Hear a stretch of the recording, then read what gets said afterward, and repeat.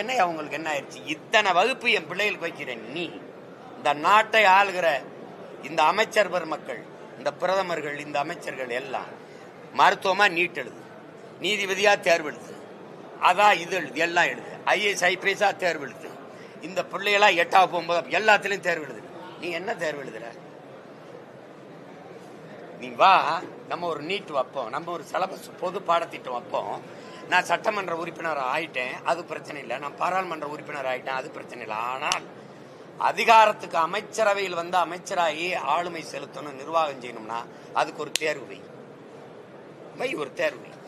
உலக இலக்கியம், வரலாறு, பொருளாதாரம், வேளாண்மை, சூழியல் இதெல்லாம் சேர்த்து ஒரு பாடத்திட்டமா வச்சு இதை படிச்சு ஒரு தேர்வை வச்சு அதுல தேர்ச்சி பெற்றவன், அதிக மதிப்பெண் வாங்குறவன் பிரதமர். என்ன நான் சொல்றது? அதிக இது பண்றவன் உள்துறை அமைச்சர்.